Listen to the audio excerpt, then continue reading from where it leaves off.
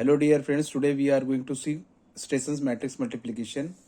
So in that, in linear algebra, the Stassen's matrix algorithm named after Volker Stassens is an algorithm for matrix multiplication. इसका मतलब होता है कि we are going to solve the matrix by using what the method called as what Stassens. Second point is that it is faster than the standard matrix multiplication algorithm for larger matrices with a better asymptotic complexity. The meaning of this is that कि whenever we have the matrix which having what more number of elements in that, or we can say what if the size of the matrix is what m into n, or we can say the size is what more, then we can what use the what Stassen's matrix multiplication method to solve it. Although the naive algorithm is often better for smaller matrices, हम लोग क्या कर सकते हैं, normal जो हमारा matrices का rule होता है, जैसे कि रो इंटू कॉलम हम लोग जो मल्टीप्लाई करते हैं वो हम लोग नॉर्मली कर सकते हैं जब हमारा मैट्रिक्स कैसा होता है, छोटा होता है या number of rows and columns कम होते हैं, तो हम लोग नॉर्मल मेथड यूज कर सकते हैं. लेकिन हमारा जब साइज बढ़ेगा, नंबर ऑफ रोज या नंबर ऑफ कॉलम्स ज़्यादा होते हैं, तो we can go for the stations matrix multiplication method. तो यहाँ पर हमको क्या दिया है, you can see over here we have the what the matrix A which have the element called as A11, A12, A21, A22. So these are what the four elements, or we can say 2 rows and 2 columns are there in the matrix A. Similarly, we have the matrix called as B, in that what we have 2 rows and 2 columns. So these are the two matrices which are given to us, and we have to solve this matrix C. So let's understand that how can we solve the matrix C. In this I have mentioned over here, so matrix A and B are given to us and we have to calculate the matrix C. So whenever we have to solve this matrices by using the Stassen's matrix multiplication, we have to follow some steps. What is the step 1? Step 1, we have to find what P, Q, R, S, T, U, V. So let us understand that how can we solve that P, Q, R, S, T, V. So in the first step, the P can be calculated by considering the diagonal element. So what is the diagonal element of A matrix? A11 and what? A22. See, A11 plus A22. This is the first bracket. Then what is the another element? B11 plus B22. This is the diagonal element of the B matrix. B11 and B22 is what? The diagonal element of the matrices B. So in this way what we are able to solve the P term. Now let us understand how can we solve the rest of the terms. So for that we have to understand the one concept, that is this particular matrix. So in this what we have done, we have drawn one matrix in that we have taken the what elements like what 11, 12, 21 and 22. So from this given matrix we have to draw some of the terms. तो in that हमने क्या किया है, पहले इसमें देखो एक horizontal line draw किया है जो कि लेफ्ट टू राइट जा रहा है, तो उसको हमने क्या नाम दिया है, Q. बाद में उसको हमने क्या किया है, पॉजिटिव दिया है. तो इस तरह से क्या करना है, P Q R S T. P already हमने सॉल्व किया है, Q R S T, Q R S T ये टर्म हमको अभी सॉल्व करने हैं. तो Q को क्या करना है, लेफ्ट टू राइट. सिमिलरली इसका जो अपोजिट है वो भी क्या आएगा, लेफ्ट टू राइट. इसको भी पॉजिटिव है और इसको भी पॉजिटिव रहेगा. तो Q और T मिल गया. फिर R को क्या करना है, R का अपोजिट क्या रहेगा, S रहेगा. R डाउनवर्ड आ रहा है तो S अपवर्ड जा रहा है, तो और दोनों को क्या रहेगा, सिंबल क्या रहेगा, माइनस रहेगा. आई रिपीट, हमने ऑलरेडी P सॉल्व किया है और अभी हमको क्या सॉल्व करना है, Q R S T. तो Q R S T solve करने के लिए जो सिंबल आएगा Q के लिए और T के लिए प्लस आएगा क्योंकि वो अपोजिट है, और R के लिए और S के लिए कैसा रहेगा, अपोजिट, इसलिए माइनस रहेगा. तो अभी हम लोग क्या करेंगे, एक टर्म बनाते हैं BAAB. तो इसको हम लोग कैसे प्रोनाउंस करेंगे, बाब. कैसे प्रोनाउंस करेंगे हम लोग, BAAB बाब.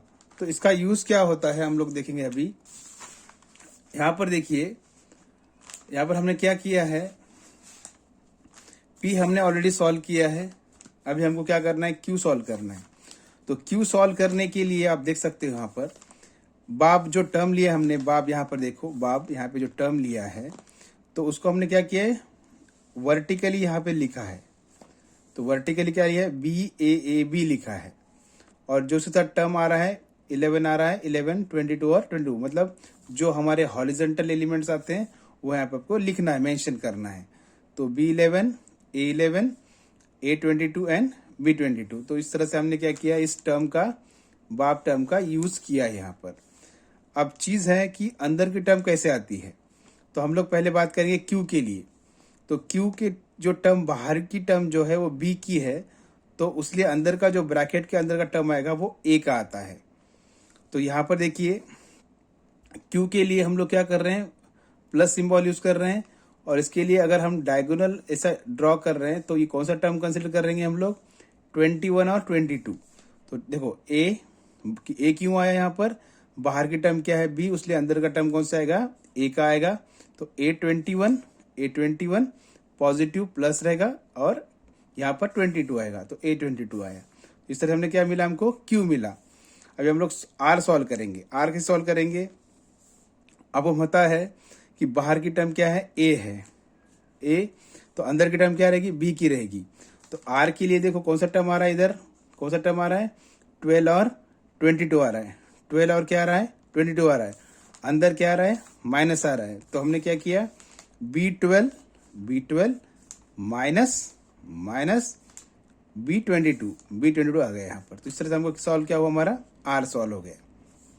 फिर हम लोग सॉल्व करेंगे S के लिए। S की बाहर की टर्म कौन सी है, A, मतलब ब्रैकेट के अंदर क्या आएगा, B आएगा, अपोजिट ऑफ A। तो B, S को देखो यहाँ पर, तो अंदर क्या आएगा, माइनस आएगा। और कौन सा टर्म आएगा वो, 21 और 11, माइनस क्यों है, बिकॉज यहाँ पे हमने बताया है कि माइनस आता है। तो इस तरह से हमारा सॉल्व क्या हो गया, S।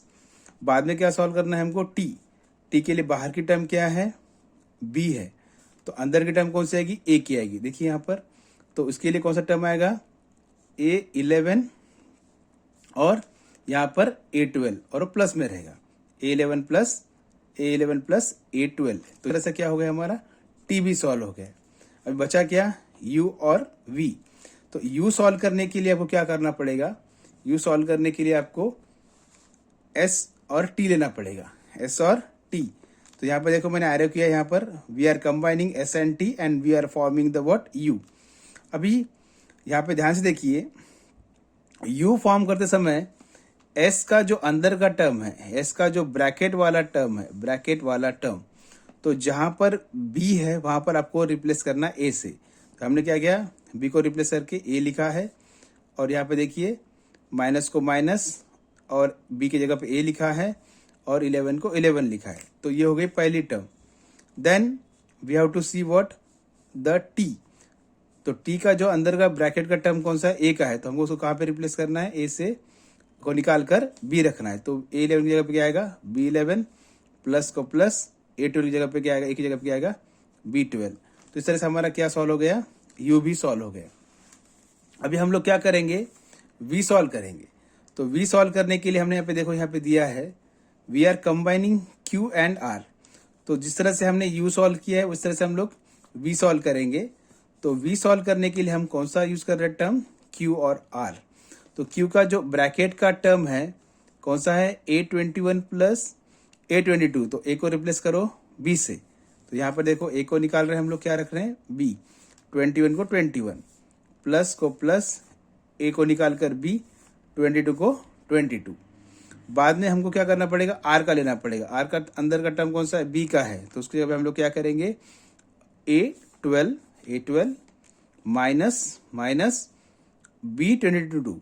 तो B को निकाल के हम लोग क्या करते हैं, यहाँ पर A रिप्लेस करेंगे। तो A के जगह हम क्या करेंगे, A22 आएगा। तो इस तरह से हमको क्या मिला, P Q R S T U और V मिल गया। तो हम लोग बोल सकते हैं कि अभी इस तरह से हमने क्या किया है, जो स्टेप 1 कंप्लीट किया, जिसमें हमने P Q R S T U V find किया है।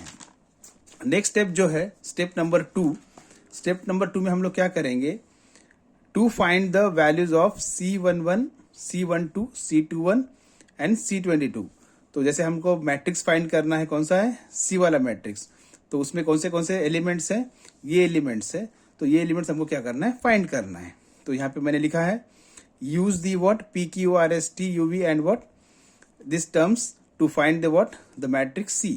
तो यहाँ पर C11 फाइंड करने के लिए आपको ये फॉर्मूला ध्यान में रखना पड़ेगा। ये फॉर्मूला बहुत सिंपल है, P plus S minus T plus V। ये फॉर्मूला कैसे ध्यान में रखोगे आप लोग, PST मतलब जैसे कि बच्चों का प्रोग्रेसिव स्किल टेस्ट होता है, प्रोग्रेसिव